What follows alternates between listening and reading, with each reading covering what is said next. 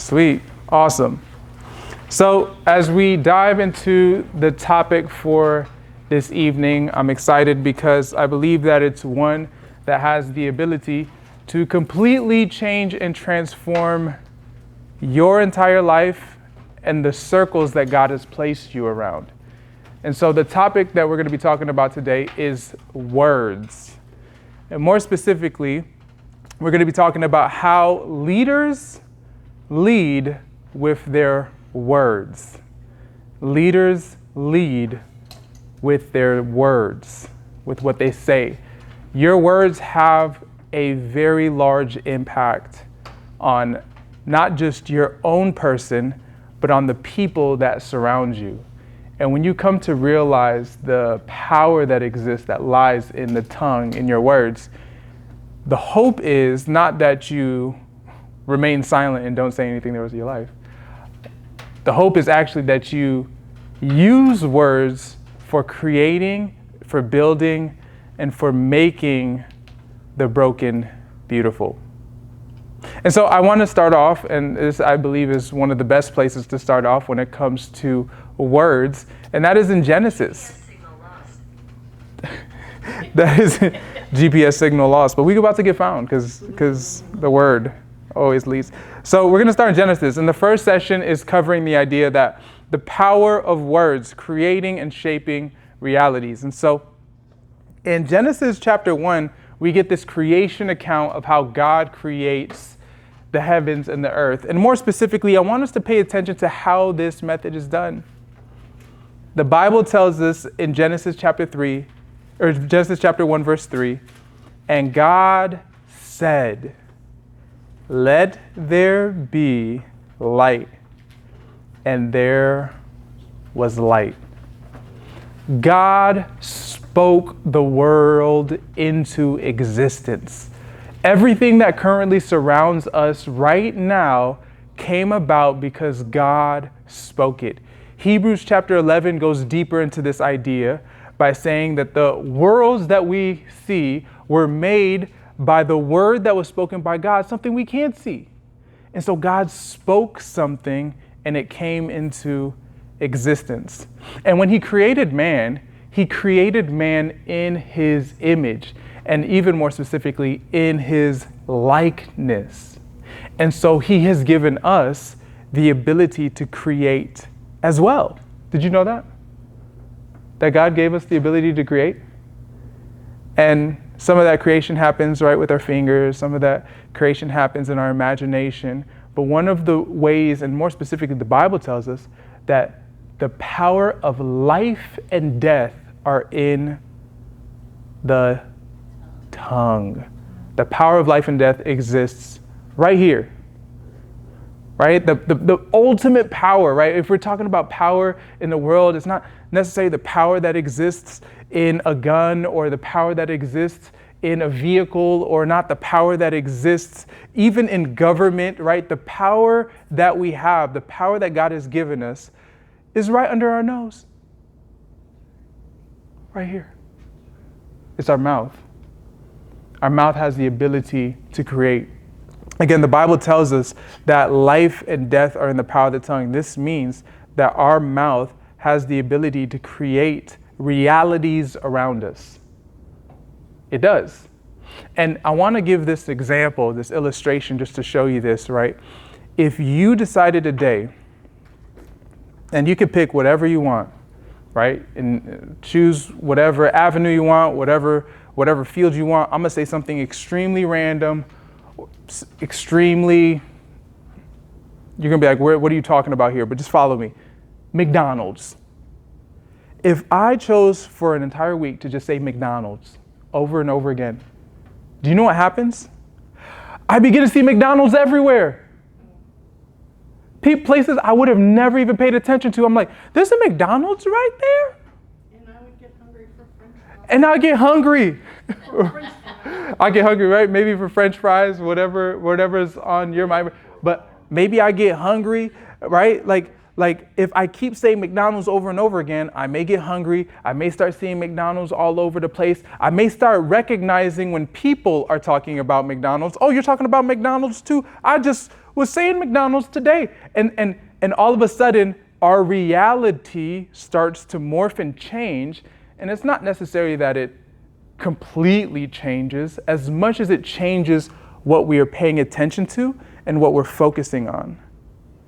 And so and this is random, I'm just saying random, McDonald's. By saying McDonald's, it completely shapes my entire reality. It does, in a sense. The same thing goes for anything else. If I decided right now, to decide to say, life is beautiful, what am I going to see? Beauty.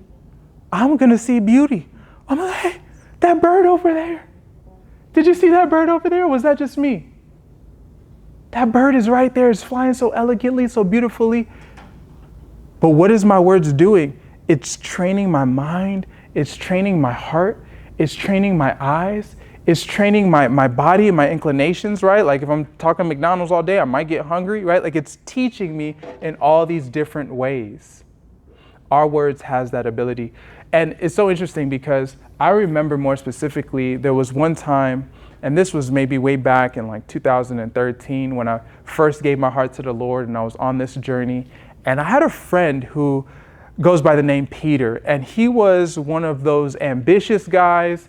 He was an inspiration to me. I would see him creating stuff on his laptop. He'd be making apps and then selling them. And this is way before apps was really popular.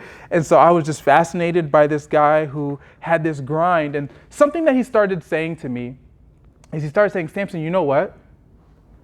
I see you being an author. We've never talked about writing. I never shared with him any dreams or passions. At that time, I didn't even really have any. But he says, I just see you being an author, and I see you speaking to like this next generation. I'm like, where did this come from? Like, where are you getting this? But I still remember him speaking that to me, and those words like vibrated inside of me. And what ended up happening after some time is, in my head, I was like, maybe I am gonna write. I kind of do like writing. And I remember sitting down, and this might have been maybe a half a year later, I finally sat down and I said, you know what, I'm gonna write something. And I wrote this maybe 20-page book of my testimony that is on some random laptop, and the Lord knows where it is at this point in time. But I remember writing it, and I remember thinking to myself, hey, like maybe. And then we fast forward today, and I love writing. And so it makes me think, was I always on this road, or did somebody speaking something to me create something inside of me? Did somebody plant a seed inside of me that created something beautiful that now I'm enjoying the process of writing and creating and building? God has given us an ability with our tongue. He has. And when you read throughout the Gospels and you read throughout all of these disciples and they're going out into the world, I want you to pay attention to the language that they have when they communicate with each other. This language that the disciples possessed, and I'm talking after Pentecost, just to make sure, right? Before Pentecost, it was all about me, you, right? Like it's like I'm better than you, you're better than, right? Like all this talk. But then all of a sudden, where did that lead? Where did all this I'm better than you, you're worse than me conversation lead to? Everybody ran away. Everybody ran away. But when you look at the way they communicate with each other afterward, and how Paul views himself and communicates of himself, and how the disciples communicate amongst each other, there's a sense of recognition that you have to be careful about how you communicate to your brothers. You have to be careful how you communicate to your sisters, because all of this has an ability to create. And so one of the key words I want you to be thinking about as we go throughout the workshop for today is intentionality. How can you be intentional about the words that you say? And I want you to think about for a second, right? The Bible tells us that life and death exist in the power of the tongue. What world are you creating around you today with the words that you say? What world are you building? What life are you producing? Is it life or is it death? Leaders are intentional about the words that they say. They're very, very intentional. Words have the ability to create, they have the ability to influence, and so thus we have to be very intentional with the words that come out of our mouth. Words can shape our perceptions and reality, and so we must be very, very aware and cautious as to what are these phrases that I'm saying? What are these words that I'm saying?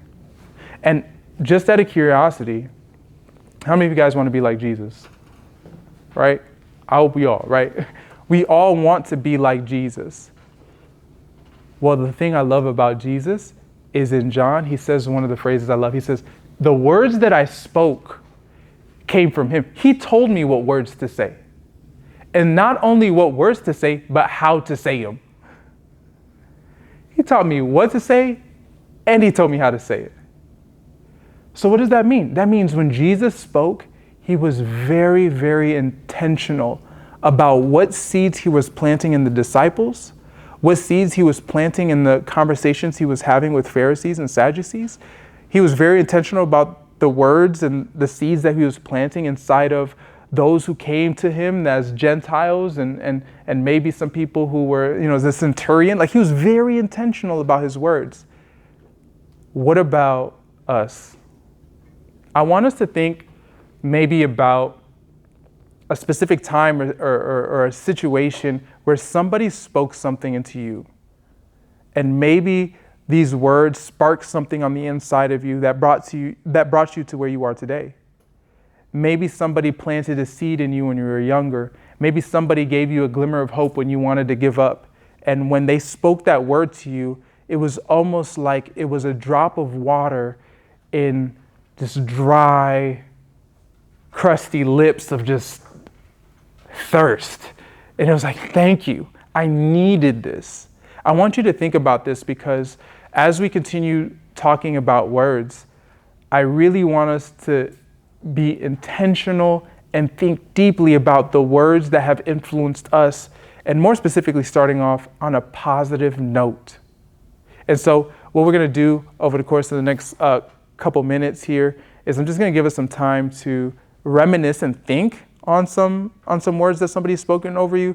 Maybe it could have been a pastor, it could have been a family member, it could have been a friend, it could have been a coworker, it could have been whoever is impressed upon your heart. But I want us to think back to these moments, maybe even jot them down, maybe even write their name, and maybe even if you remember, write specifically maybe what they said. What did they say that influenced you? And maybe why did it influence you? What were you going through in that time and season that you needed those words? And what did it create on the inside of you? So I want us to take a second and just do a little bit of a time. And so we can reflect on it, and then we can write it down. And then maybe afterward, talk a little bit about how that word that was spoken over you, how you can give that to somebody else. Because it's not just about you receiving words, even though that is a big portion of it, but it's about taking what we've been given and giving to others as well. So I want us to take a second to just chew on this for ourselves, but then also I want some time to talk in a group, so you can take about 2-3 minutes to think to yourself, maybe chew on it for a little bit, and then we'll talk about it as a group, and then maybe some ways that we can communicate those words to others.